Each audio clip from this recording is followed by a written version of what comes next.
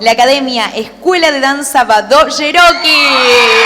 Ya sabía que sus barras están ahí con todo el aliento.